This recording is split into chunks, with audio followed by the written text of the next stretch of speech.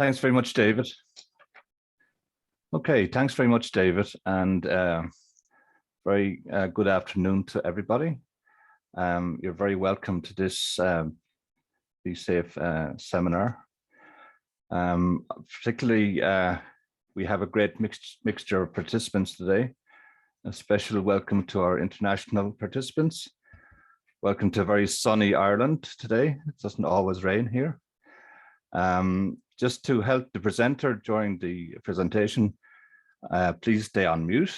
And if you have a question, a comment, a reflection, please use the chat function, and we will process that after the presentation. So to introduce Anya McInwalsh, and a very distinctive name, a lovely name, it rolls off the tongue. Anya McInwalsh is a senior research officer with Teagasc Rural Economy and Development Program.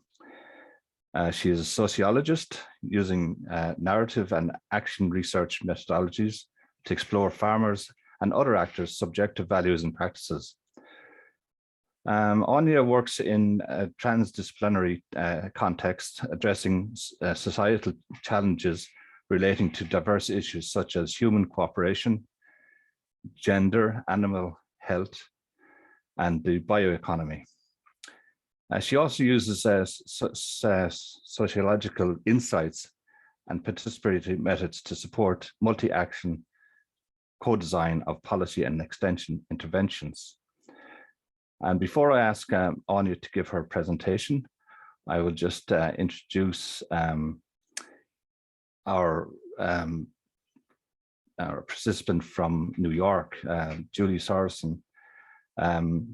Julie is Director of Northeast Center of Occupational Health and Safety in New York, the New York Center for Agriculture, Medicine and Health. This center serves as a NIOSH Agriculture, Forestry and Fishing Research Center, and is a department of the Bassett Research Institute.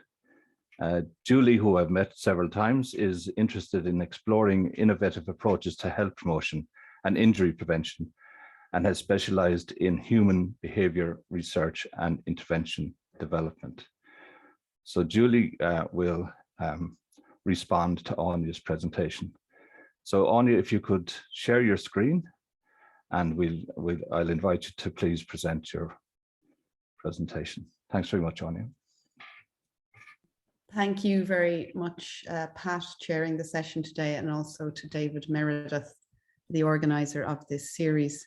And it's a pleasure to be here with you. And indeed, I've enjoyed very much the other BeSafe seminars that I've attended since the project originally began. So just to thank you very much, Pat, for the introduction. And I'm a collaborator on the BeSafe project. I'm providing a task that focuses on co-designing tools, interventions, communication techniques, whatever it might be, that will translate or distill out the very important messages and findings that have been generated by the other BeSafe tasks. So I come on board relatively later on in the project. So this is almost, we're at the very early stages now of the co-design process.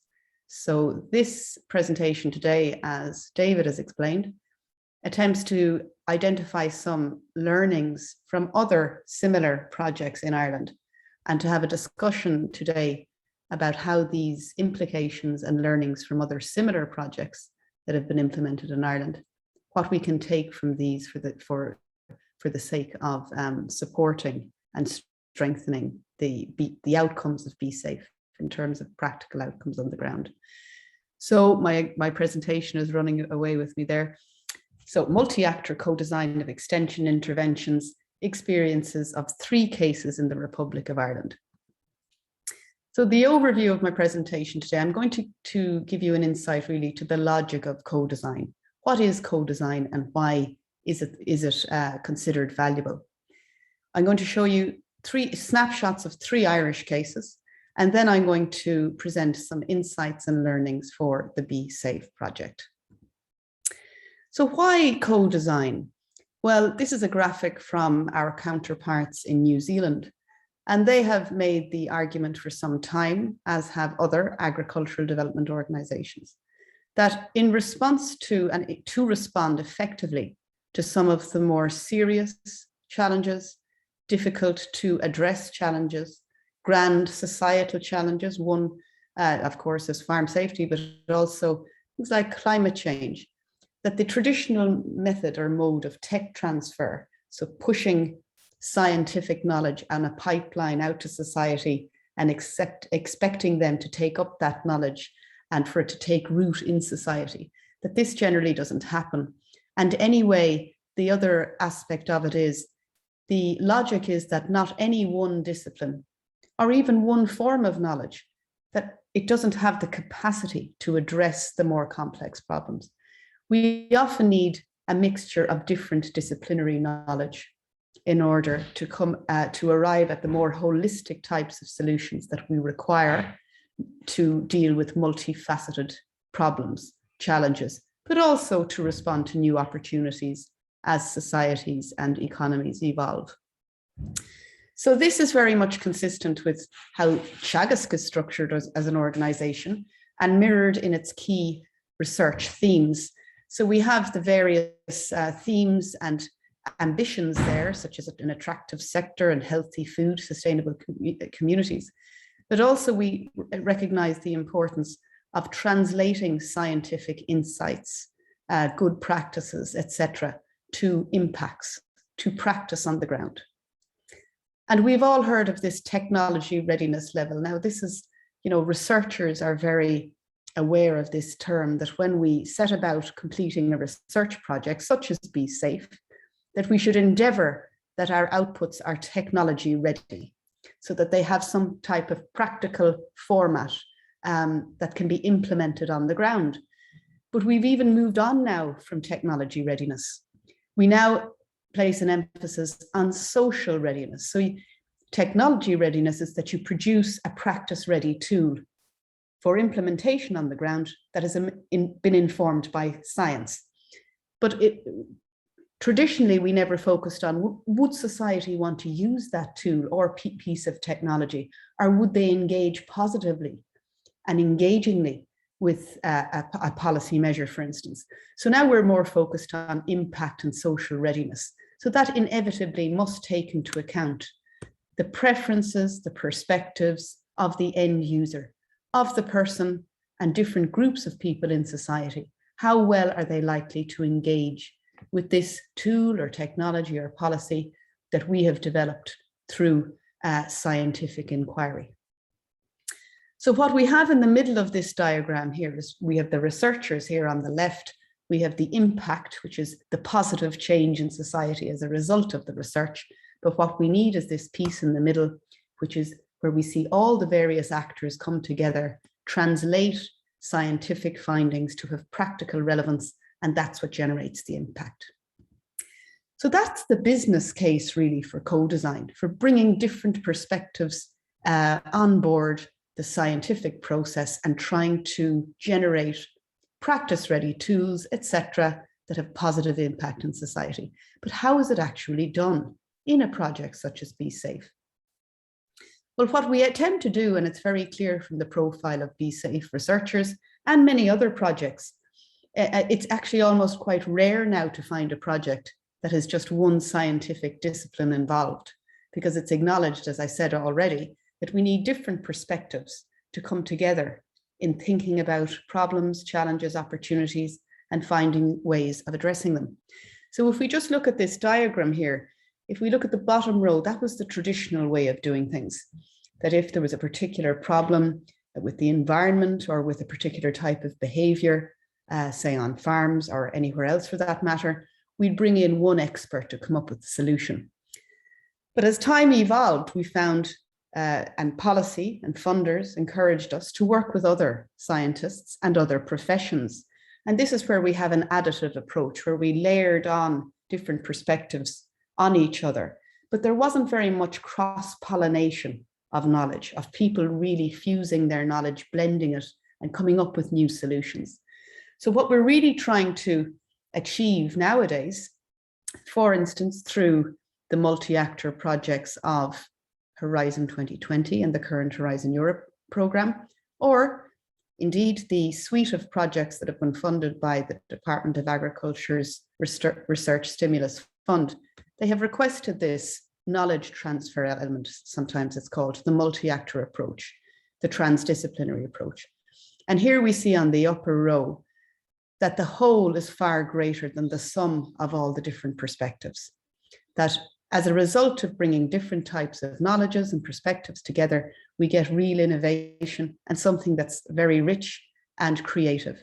And it's an important note here is that transdisciplinary work by definition must include non-scientists, that it cannot be dominated by scientists, that end users are involved, industry actors, in our case, farmers, advisors, knowledge transfer agencies such as Pat's agency and so on, that these are brought on board the project team. So this is what it looks like, the combination of different types of knowledges, a team of people together, all with different building blocks of knowledge and perspective, and you put them together to create real solutions, innovative solutions to problems or in response to new opportunities. So just a note here about the practical approach, and just to finish off this section, Teagasc has been involved in facilitating and leading and monitoring the multi-actor approaches of a lot of Horizon 2020 projects.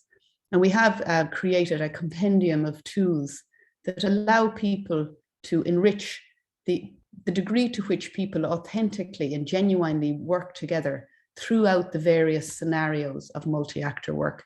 So the link is there, and I know that David will circulate the presentation if you have an interest in looking that up. So we've heard a little bit about the business case, why co-design, which BeSafe is embarking on that process. We've heard a little bit about the approach, the practical ways of doing it and what it involves to implement it. But we're just going to mention very briefly the literature that places some caveats and gives us something to think about co-design. It all sounds very positive and rosy.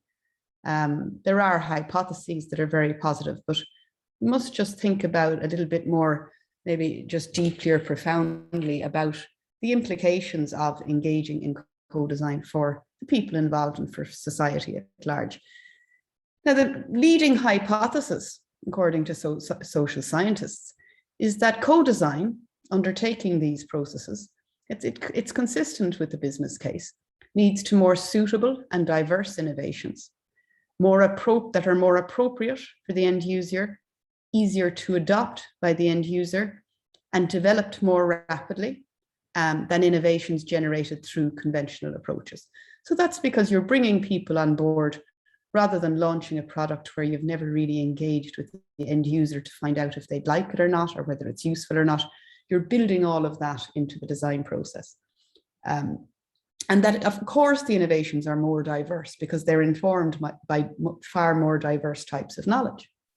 So another hypothesis coming from Triumph, that also very important, that participants who become involved in co-design, that they become innovators in their own right, and they become more willing and able to innovate as needs and opportunities arise. So they become innovators, and it's not bound to the project in which they've initially become involved, but that they begin to innovate, and that there's this ripple positive effect from the co-design process. And we'll revisit that later. We'll think about that when we look at the 3 Irish cases in a moment.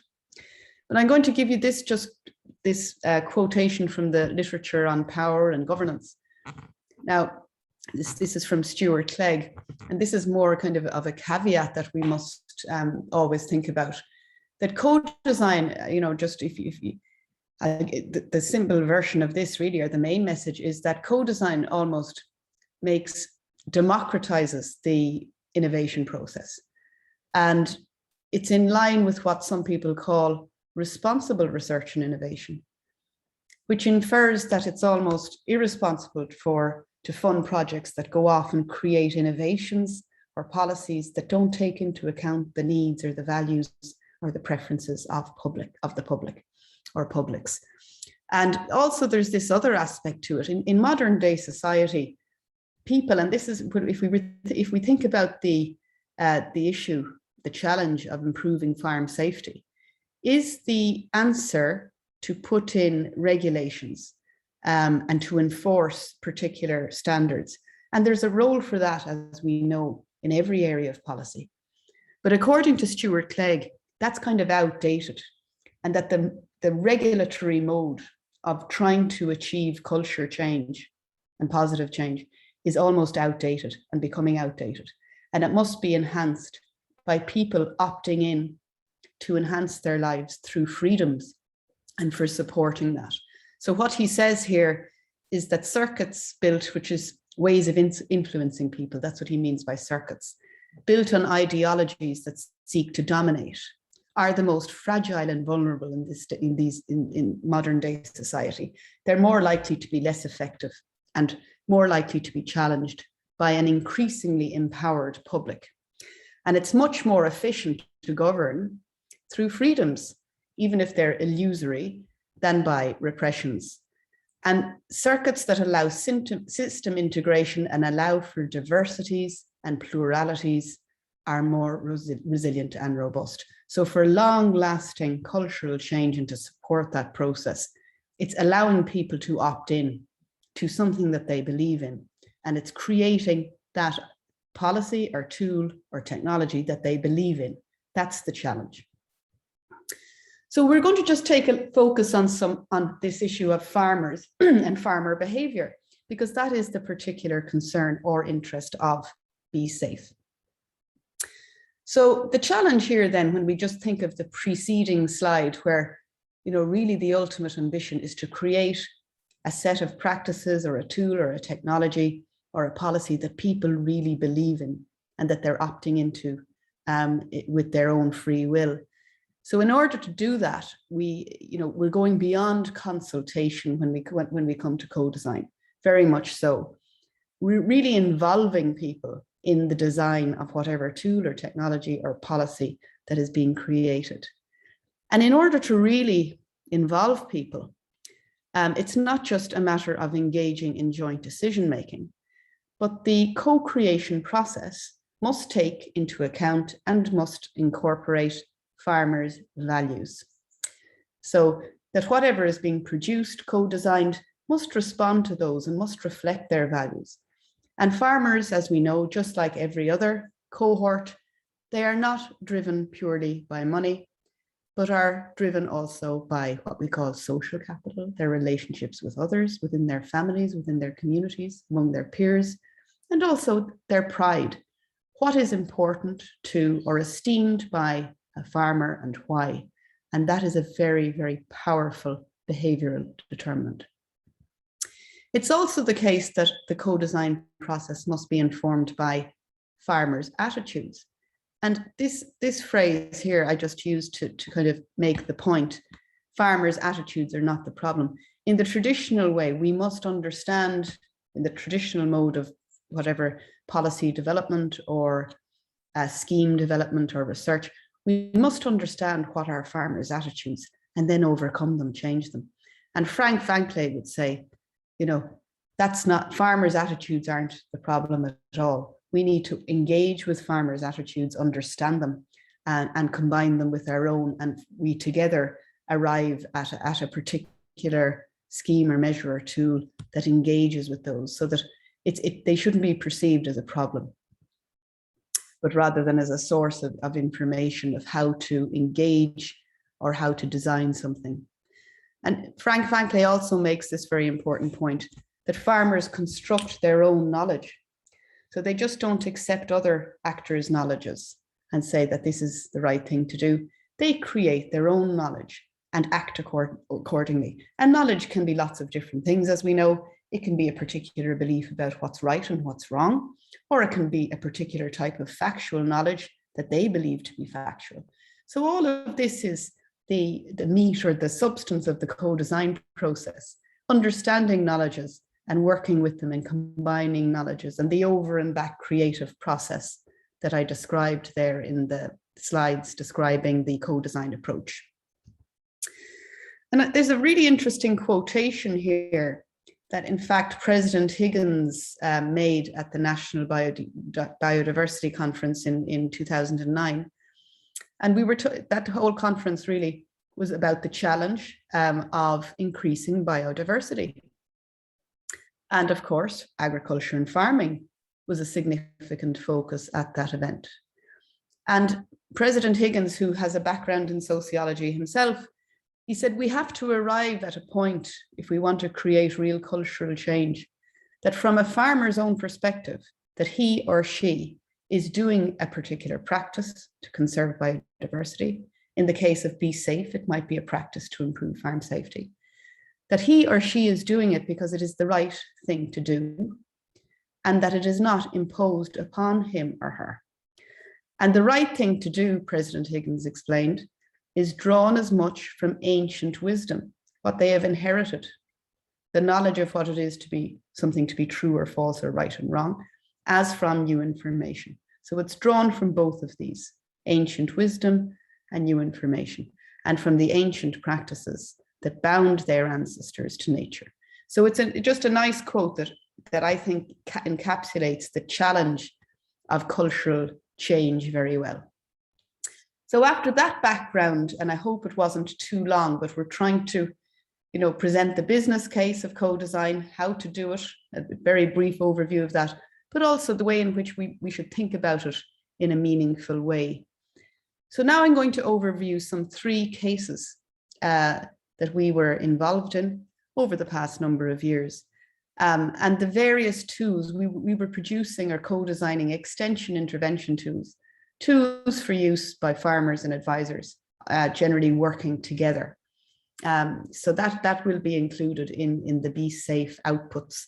So they're particularly relevant to the project. And they're accessible at this link if you would wish to see them, the actual, what was co-designed. You're welcome to look at those. They're very different types of interventions. The principles remain the same. The principles of co-design remain the same. One was in relation to Johne's disease. That's a serious animal health problem affecting ruminants. The second was in relation to grassland management. And this was a focus on enhancing farm profitability and increasing sustainability. And the third then was more of a tool to address a social dynamic or a social venue, which is peer-to-peer learning.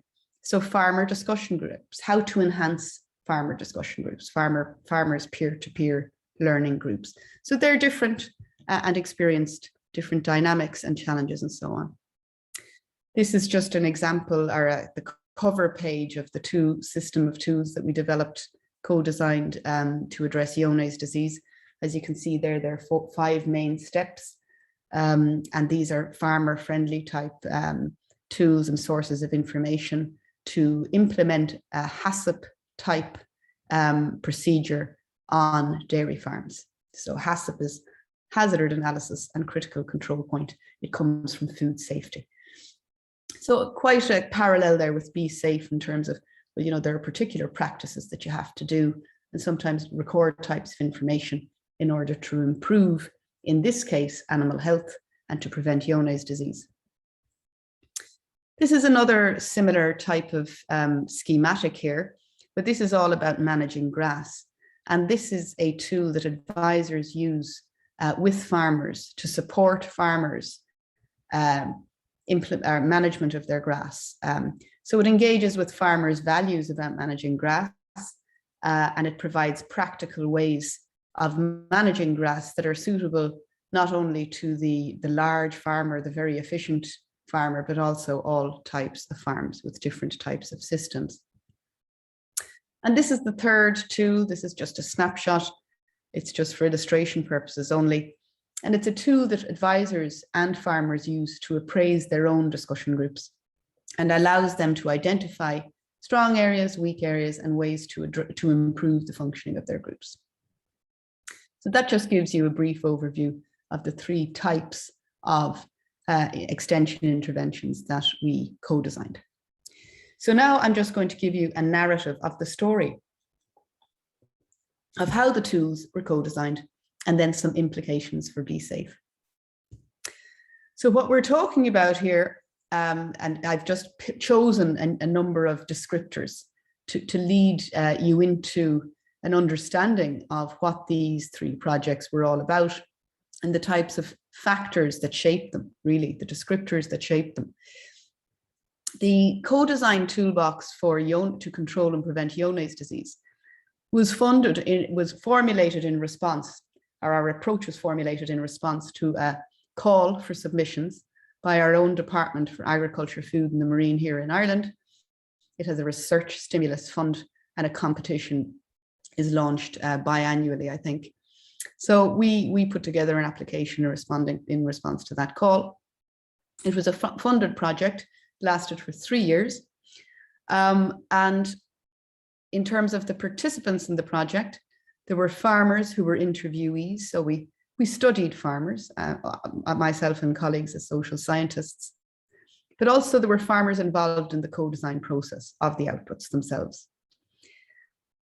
The project involved very diverse disciplinary partners. So we had veterinary medicine scientists, we had vets, social scientists, animal production scientists, and also we had very strong linkages to a state animal health agency in Ireland.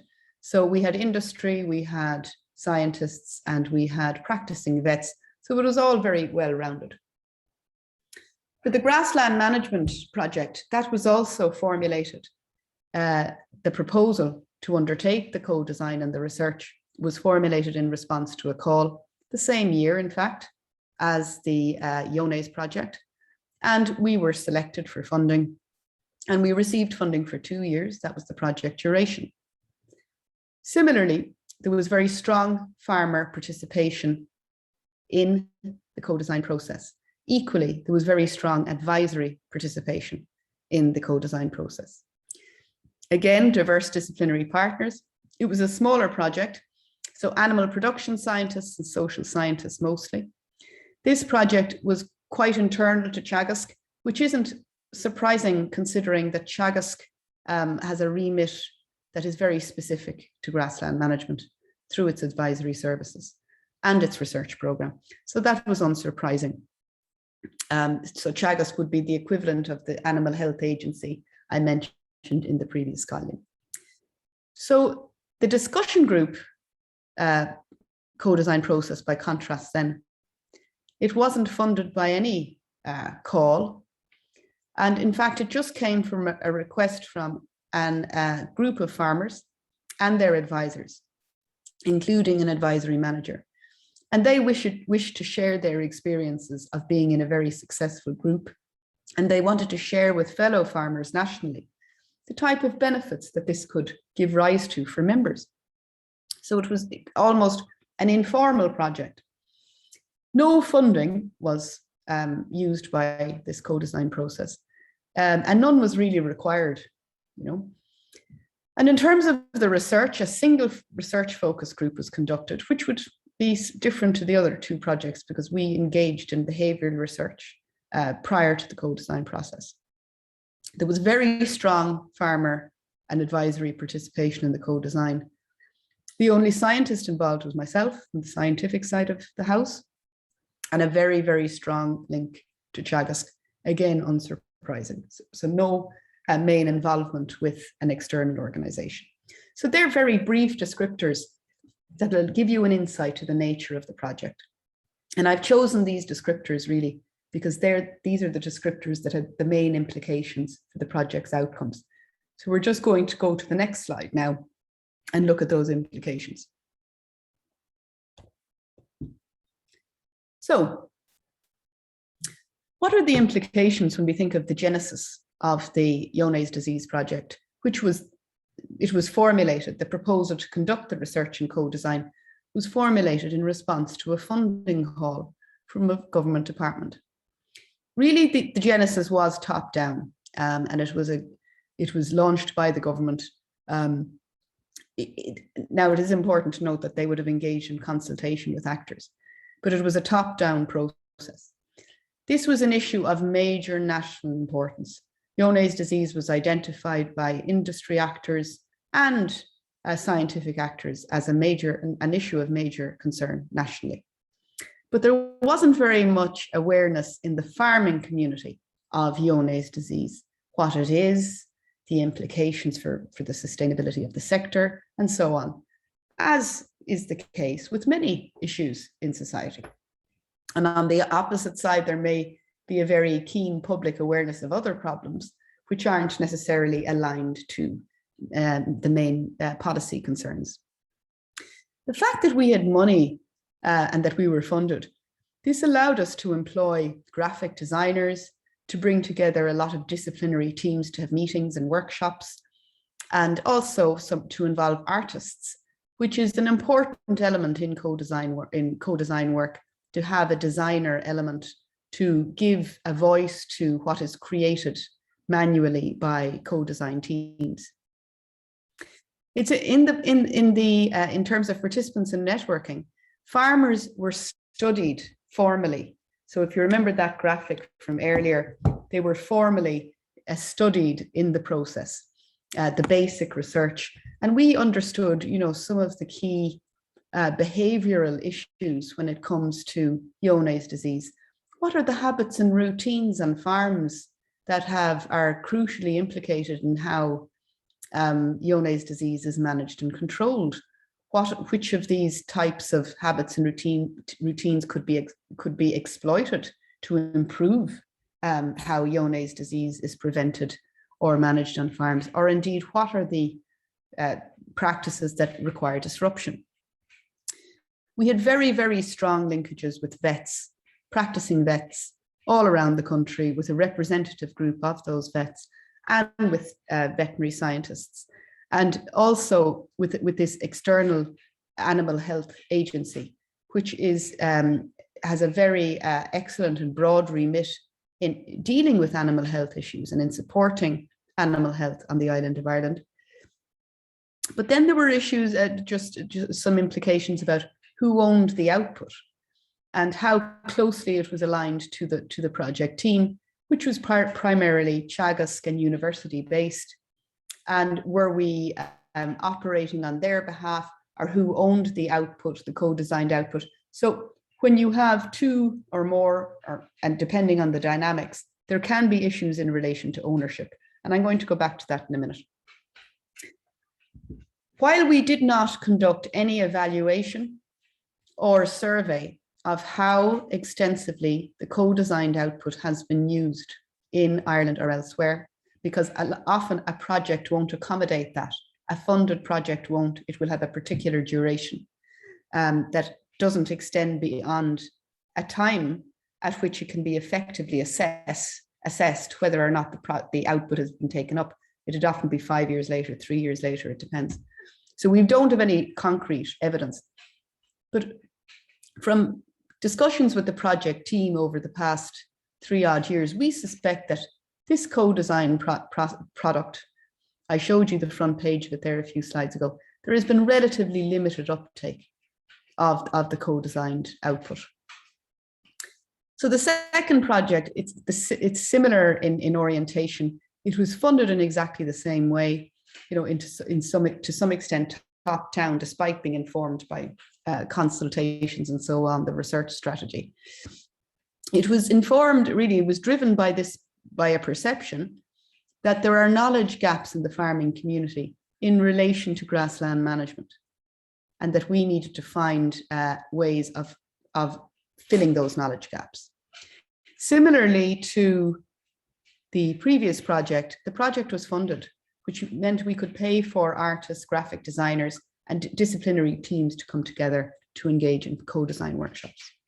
Again, diverse disciplinary partners, very strong advisory input. That was the design of the study, to engage with all advisors, representatives of all advisors involved in advising clients in relation to grassland management. There were weak links, though, to Teagasc managers. It was generally advisors on the ground and really not management within Teagasc. It wouldn't be any managers of the different enterprises. And then we found, in relation to the use of this package, these co-design tools, which hundreds of advisors and farmers informed. There was selective use. So some advisors used them, others did not. All advisors were informed of them, or partial use. So some elements were more popular than others, and the aspects that were not popular to advisors weren't used. And I'll come back to that in a moment. So we have the very different case then of the tool to evaluate discussion groups. And this came up very much distinctively. The genesis for this project was, this co-design process was very much bottom up. It was a group of farmers and their advisors and supported by their manager to undertake a small study and to develop, co-design a tool that other farmers in the country could use to achieve the excellent dynamics that this group experienced and the great results that they believed that they garnered for their own farm as a result of membership of that particular group. It wasn't funded at all. There was no funding allocated to the project, but that was of very little significance because what was produced was a very plain output of a couple of sheets of paper that were typed up into an appraisal sheet and ways of improving that came from, similar to the other two tools that came from the farmers and the advisors, but we had no graphic design. It was a typed document and converted to PDF. So as we found in the case of this project, there was very high uptake of this tool, not only within Teagasc, but also in other industry circles. For instance, a cooperative, their series of discussion groups. And there was a very high level of ownership. If you remember what I mentioned earlier, there was a slight tension in relation to ownership in the first project. But this output was very much owned by advisors. And they emerged some pioneers who coached other advisors in the use of the tool and almost acted as agents for the tool. So some different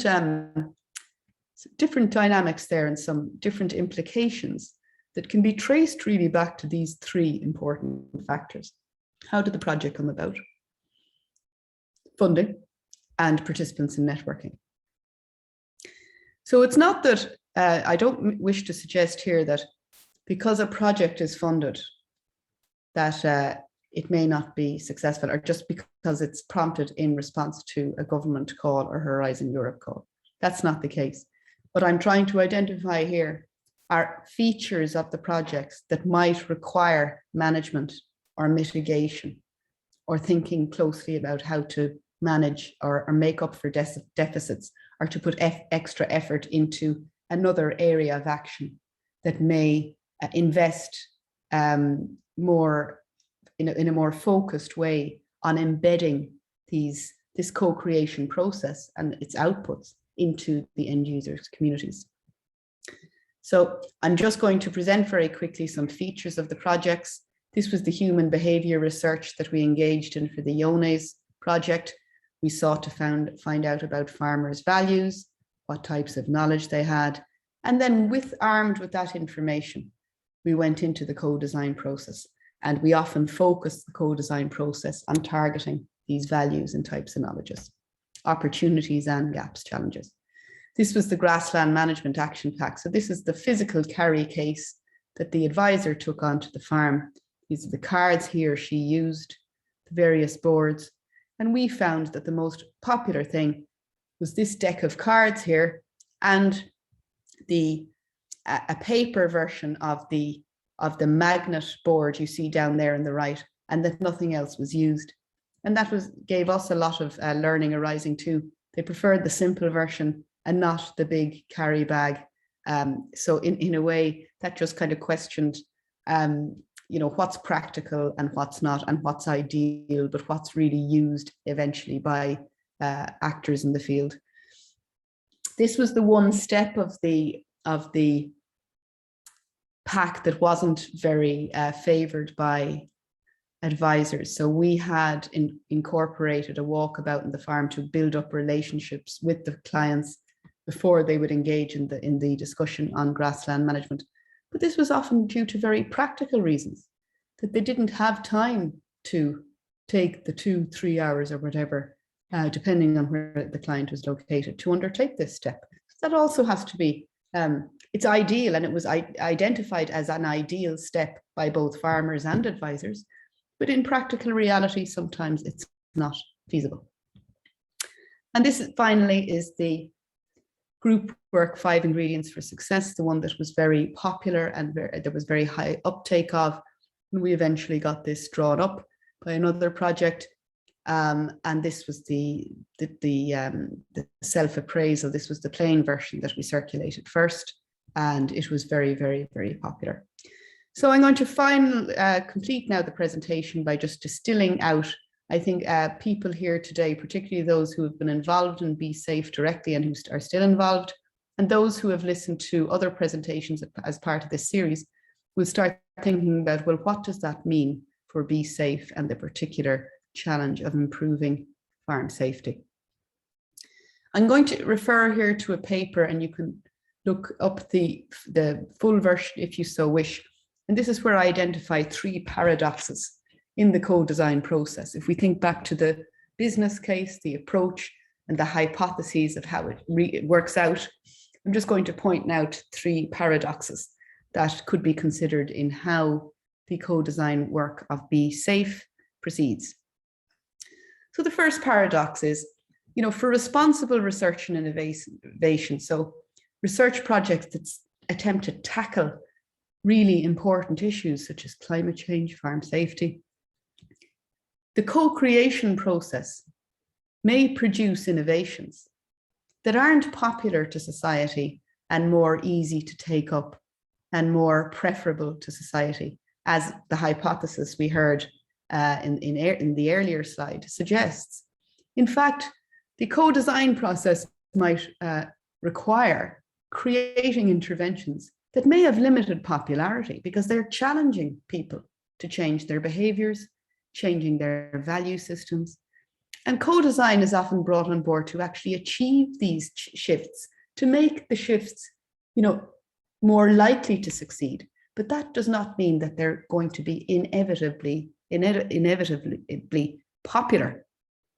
And in fact, the aim may be to challenge, disrupt, and to be unpopular, rather than, as distinct from marketing, creating something that's, very easy to implement and attuned to and integrable to existing values and behaviors. The second paradox then is that a result of combining diverse knowledges, if you remember that slide with the building blocks, and creating new knowledge as a result of bringing different types of knowledge together, it can create outputs that are new and strange to people because they are innovative, they are new. And they, particularly as a result of bringing in graphic designers and artists, they can create very novel products and outputs. The formats can be novel and different to people, and in a sense can be very strange to people and may repel some users. So one thing that really needs to be balanced, and we've addressed this in projects that have been started since then. Can you hear me? The screen has frozen. Can you hear me? Am I back now? Yeah, I just saw the screen. Yeah, sorry. So it may be a very valid consideration in project teams leading and involved in co-design to prioritize, something that's quite generic rather than very, very different or novel or very, very artistic. And the third paradox, finally, and this goes back to the issue of ownership I mentioned in the table, that a characteristic feature of co-design is that you've all the different actors in the room together, you farmers, advisors, scientists, etc., industry, agencies, and so on. So everybody owns the outputs, and that's the way it should be. But as a result of that, when the project ends and the outputs are produced, they can be orphaned, in inverted commas, because they lack ownership by one agency to push them. Now we saw a divergence from that in the final project, but that really came from the ground up from advisors and farmers. That was the appraisal method where discussion groups are concerned. We must remember always that co-design doesn't involve every single member of the farming population, nor it couldn't possibly logistically. We're talking about representation in the co-design team of these various communities, which is as far as we can go. Some would argue that there's a democratic deficit there as a result of very few people becoming involved. That's something that we also need to think about, who we involve and so on. And there is a need to formulate and implement significant communication campaigns that can communicate to society and the wider population cohorts who are represented in the co-design process, to inform them of the iterative process of co-design. So they're the main, I'm conscious now, I know we started a little bit late, but I don't want to go too much into the discussion time either. So the quick learnings are, we've the challenge of really what we're dealing with where BeSafe is concerned. It is challenged with disrupting and transforming existing behaviors, values, cultures. And there is the risk there of being unpopular. And the seminars to date have highlighted some of these behaviors that require transformation. But there's also, while co-design is very promising because it engages with the values of these actors in identifying ways of transformation and disruption.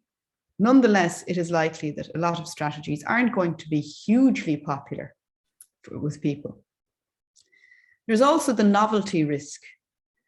So novelty as a result of bringing in graphic designers and so on, that does need to be balanced with existing norms, approaches, formats, and things that people are comfortable with, to put it simply.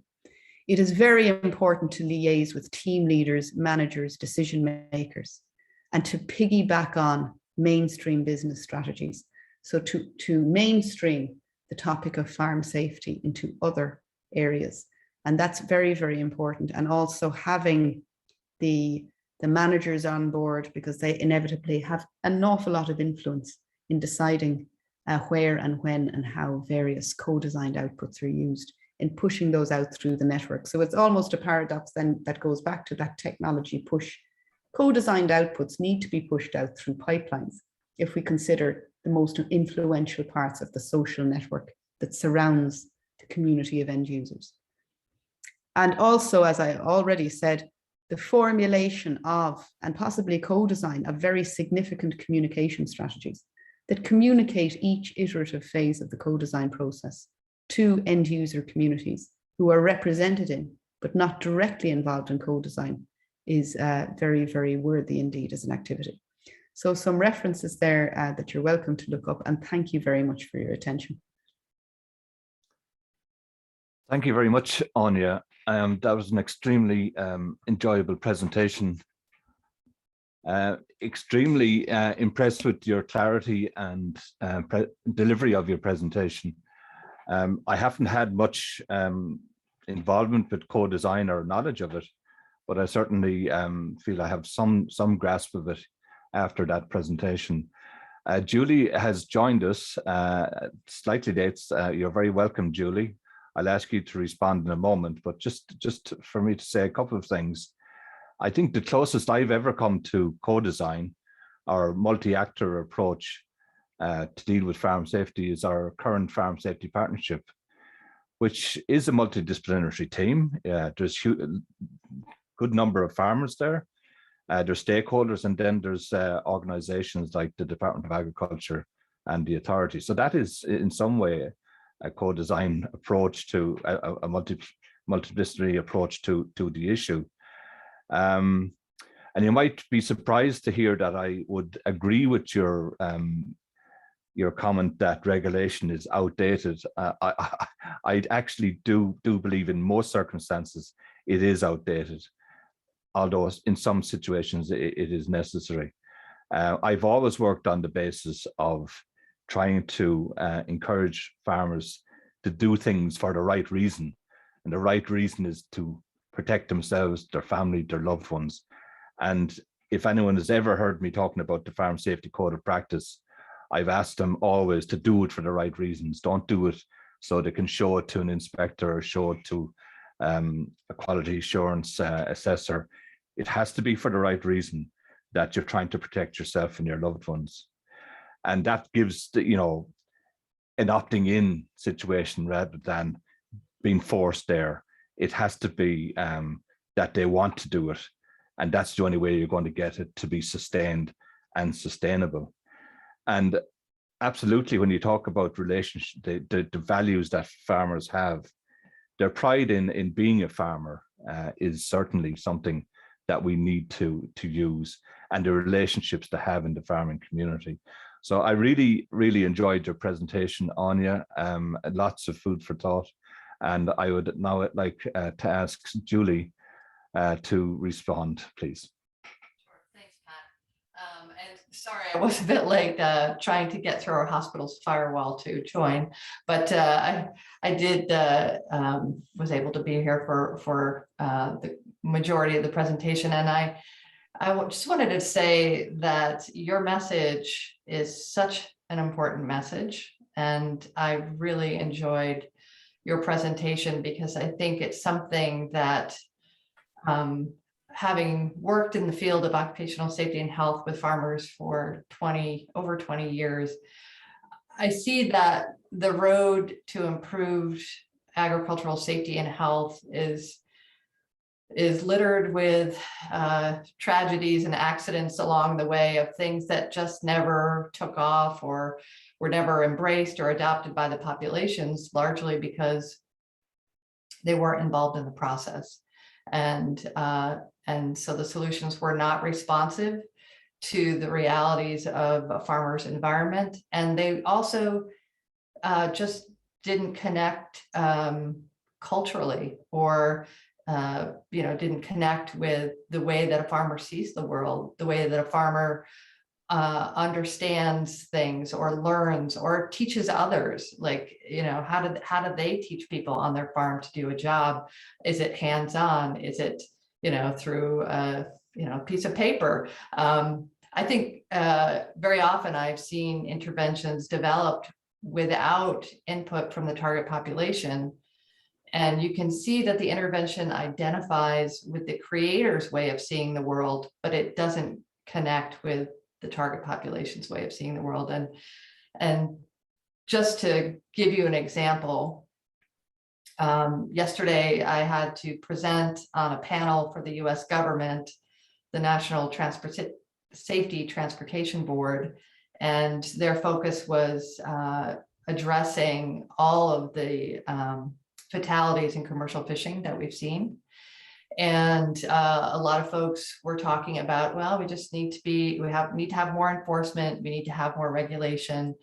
And as John said, or as Pat said, there is a place for that. But the few industry representatives on that call were saying, we need to be involved in the process. And if you want fishermen to embrace this, they're only going to see it as legitimate if they're involved in the process. And so that message was the key message that was the takeaway from that panel. So I think it's important research that you're doing. I really enjoyed hearing about your approach and your findings.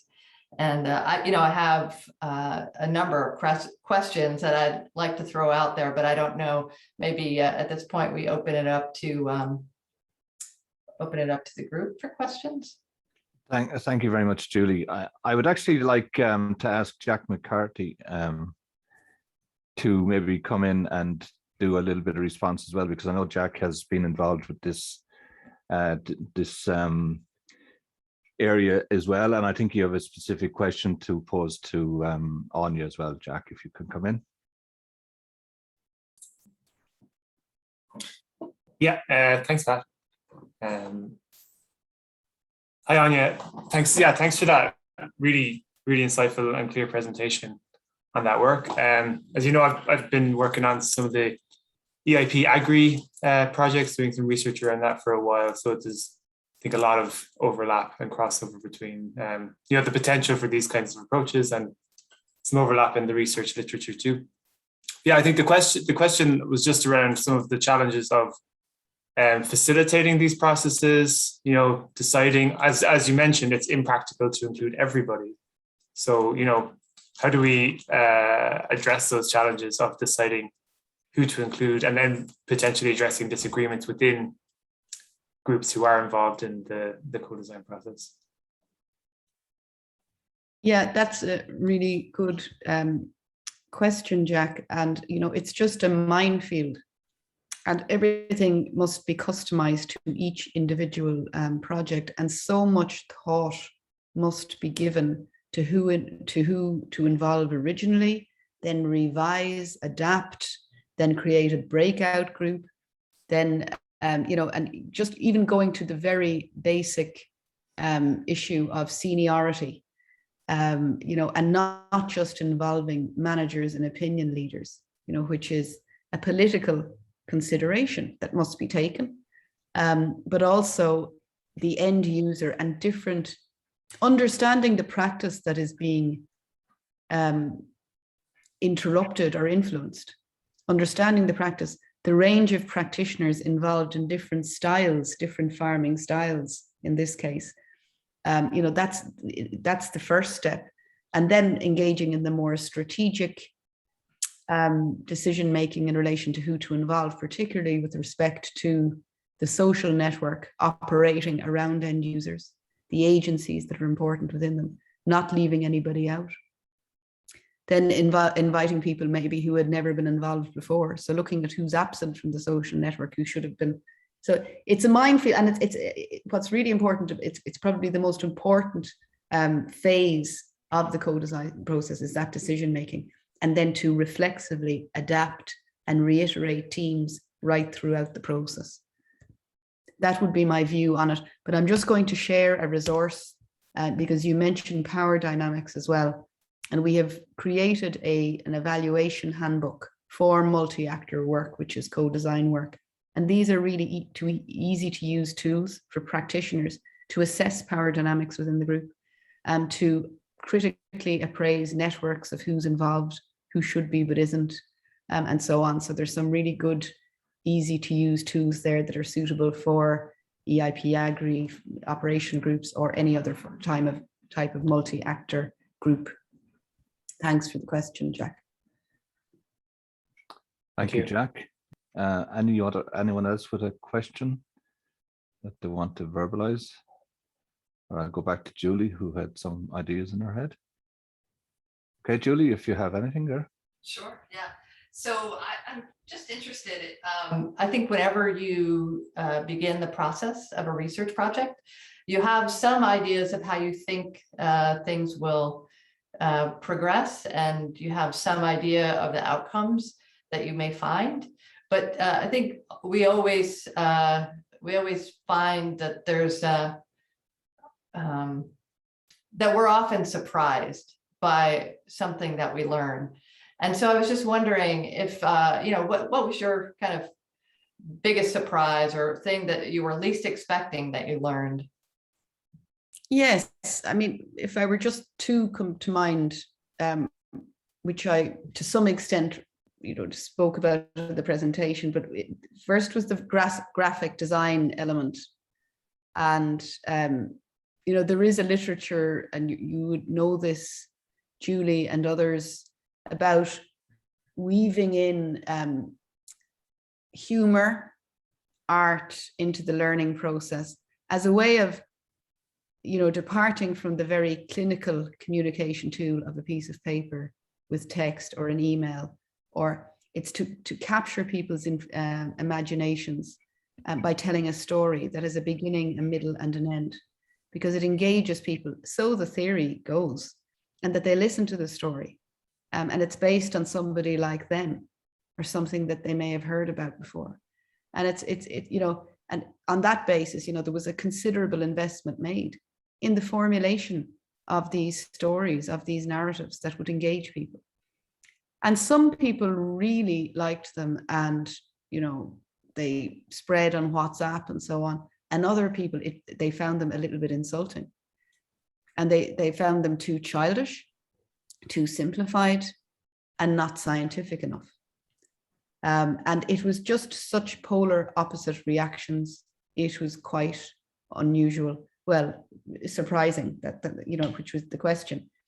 And now we're currently producing something far more generic, that's more scientific. And I just to gauge the format I'm speaking of now and how it's presented to the end user, it's still easy to understand, but more serious, with more gravitas. And we're just experimenting with that. And it literally is experimentation. Just one other something I was surprised at. So the Grassland management pack, which was selectively used by quite a few advisors, selectively, so they picked out the parts that they liked, which they are perfectly entitled to do as professionals who can choose which resources to use as they wish. But in 2 cases now, which has been fantastic, and one will be aligned with BeSafe, advisors have come forward themselves and have said, we really like this method, the facilitation method of engaging with farmers to create a plan for managing grass. We want to apply it to new challenges. So they have corresponded with that hypothesis that those involved become innovators in their own right. Great examples. Very good. Very good. Thank you. We have a question from one of our international guests here today, Jose Guterres.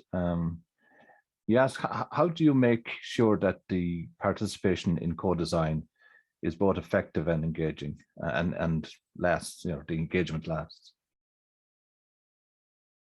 Yeah, another great question. Thanks, Jose. And these, a particular ennui can sit in and fatigue can set in. And I think just the worst thing, one of the worst things that could happen is this idea of a talking shop. And that when a group comes together to co-design something, now this is very different to, engaging in consultations and discussions that are written up into minutes. Co-design is about producing something tangible that can be implemented and that it's of use to people.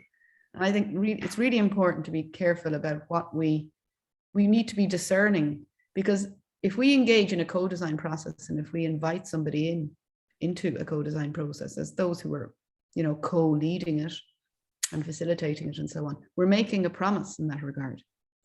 So, there's the first meeting, and while the plan is always changing, and it should always change of what we're going to do next, that doesn't preclude us as the managers and the leaders and of the process as saying, well, here's what you did last time. And it's just an important thing that's very symbolic that I begin, we would begin each meeting with, well, this is what you produced the last time.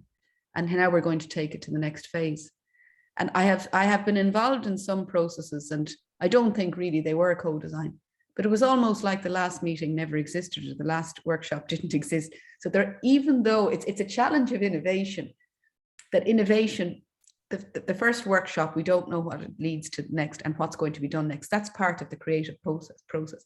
But that doesn't mean you say, okay, we're going to forget completely what we did. You have to revisit it and say, well, we decided actually to go in a completely direction. We did learn something from that. So it's creating that sense of continuity and almost suspense that will allow people to maintain their interest in the process and not get exhausted if they get a sense that it's meaningless or leading nowhere or not having a purpose or something like that. Thank you, Anya. David Murdoch has a couple of questions there, and I'd ask David to come in and present them himself, please. Thanks for that, and thanks, Anya. That was a great presentation. I suppose and I'm reflecting on the challenge of changing traditional behaviors. And I mean, some of these are very mundane behaviors related to safety. So how one gets in or out of a tractor. I mean, it's very habitual, and there's a way of doing it that someone engages with. And in terms of changing that type of behavior, are there methods that have been applied within co-design projects or processes that have been successful in overcoming resistance to change of these types of what I would call traditional behaviors or habitual behaviors? So that's the first question. And then the second question is quite different in a way, but you've touched on it to, I think, a large extent, but I'll just frame it maybe slightly differently. And it's how should the external power dynamic be managed to ensure that the outcomes of co-design processes are championed rather than orphaned. So this is where, you know, the output comes from the project and it's been presented. And at that stage, there could be key gatekeepers who are resistant to it. And you've kind of touched on that a bit in terms of the idea of redesigning one of your outputs to have more scientific content in there. So feel free to respond as you will. Thanks, David. I mean, I think it's an important question in relation to this, you know, it's kind of what we call a sociologist practical consciousness. You know, the ability you have, it's simply explained. You can ride a bike, but can you really explain how you actually ride the bike? Because it's almost in your subconscious. It's an ingrained behavior, practical consciousness. And what we see then is that becoming embedded in other behaviors, such as getting in and out of a tractor. And I think it's very important that now, I'd like to hear others' views, is that I don't believe that kind of behavior can surface necessarily in a co-design process, or even the knowledge to target in on that, because if you're engaging with end users only, where does the whole problem even emerge when this particular cohort isn't aware of there being a problem or the underlying? Because some of the underlying challenges or difficulties or problems with the behavior. And I think this is where, you know, narrative analysis and, you know, one-to-one narrative analysis and participant observation, I think, is very valuable as a precursor to the co-design process. So with the Johne's disease project, for instance, you know, the removing of the calf was identified by some farmers as something that troubled directly upon birth. So they're just moved away from the dam instantly and not put back near the dam again, would be perceived as unnatural and very uncomfortable, and not something that they were willing to disrupt. In the case of getting in and out of a tractor, there could be in a report you were associated with yourself, recently publicized, David, there can be masculinity issues involved in terms of certain habits and routines and the way in which one exhibits athleticism and so on. Not that I am suggesting that the only farmers getting in and out of tractors are males, but what I am saying is that there are lots of different features that are best to be surfaced in a one-to-one narrative type interviewing method, which we have incorporated to projects in preparation. And then what we do with that knowledge, we present these issues to groups and say, well, what do you think of this? And give them the challenge of saying, well, you know, and the over and back type of conversation, which can be captured in an animation or something. And I will just share an example of an animation that I thought I might have time to share in the chat. In relation to your second question, I mean, it goes back also to Jack's question of who to involve and when. And it's this delicate, you know, co-design, you never, well, I haven't, and I must look at the more recent literature. It's very much focused on the literature, involve the end users, you know, and we're opening up the design process and making it more democratic, involving the end users. But I don't often see, well, you know, there's also this very strategic political requirement. Am I back? I thought I froze there. Political requirement to involve the central decision makers and to ensure, because if they believe that this satellite project or parallel project is going on without their involvement, it's really undermining the project's ability to ever infiltrate the social network at the political level.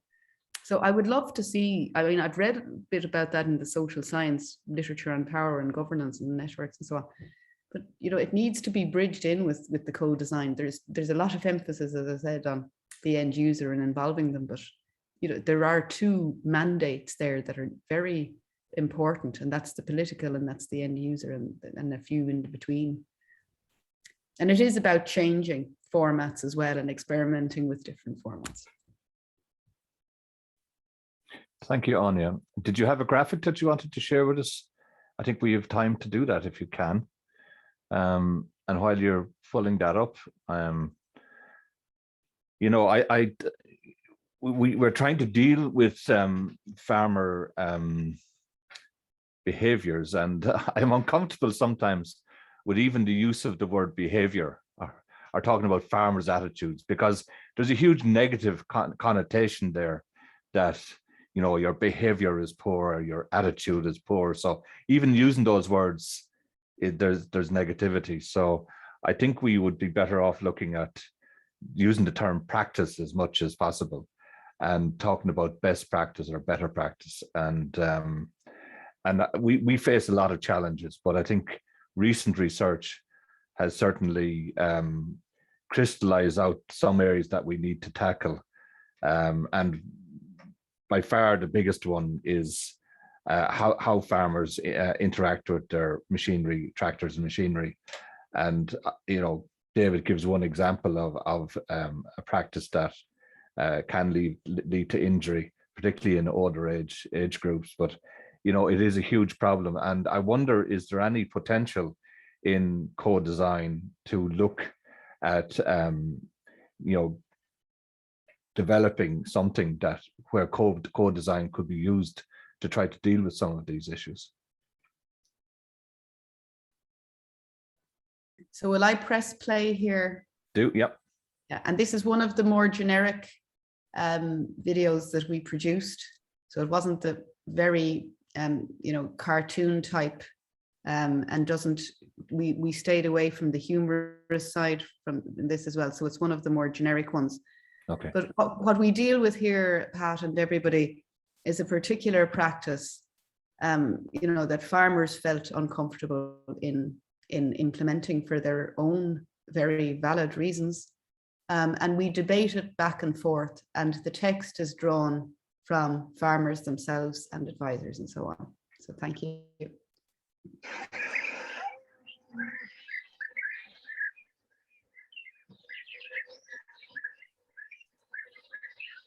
For the Marr family, seeing a new calf being born and getting its first feed is a bonding moment for them. They love to just sit back and watch. It's nature at its best. I could act it out, Heather said. Heather describes how the calf's belly fills out and it's almost like the next generation has started. The previous 10 months, the cow is put in calf.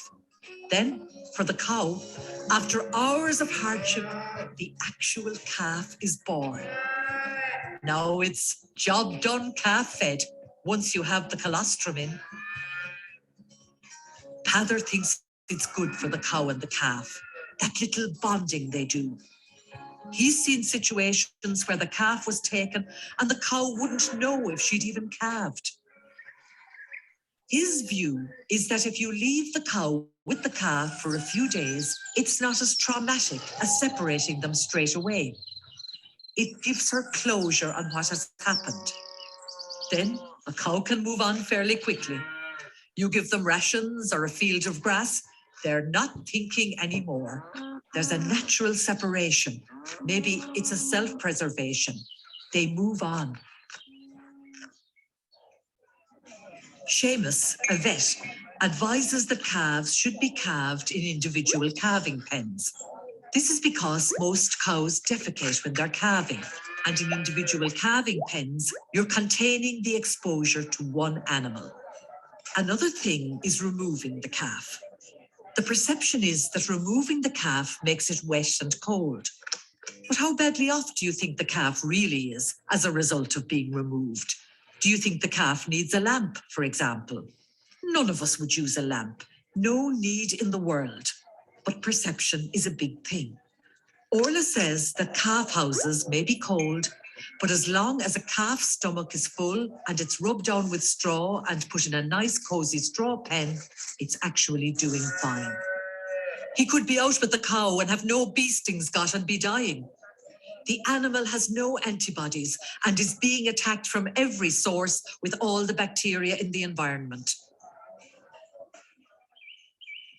In Pather's discussion group, the issue of removing the calf from the cow was discussed.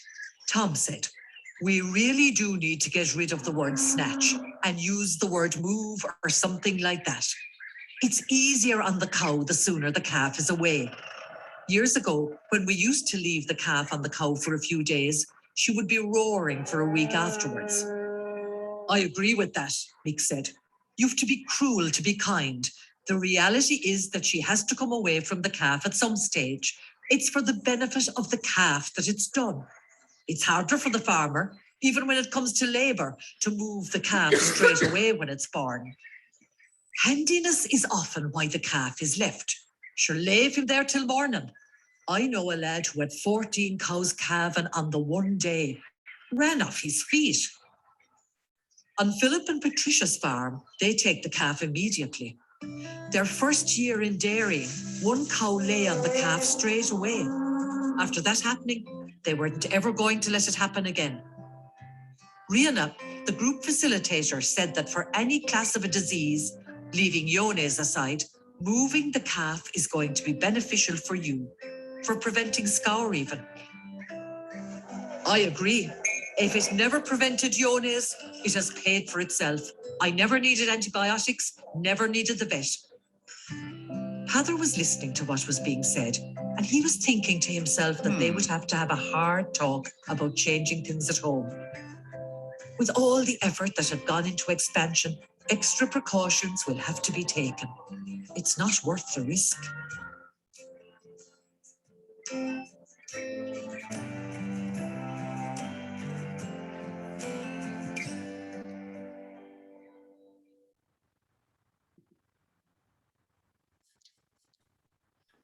Very good, Anya. What was the general reaction, a response to that from farmers? You're muted.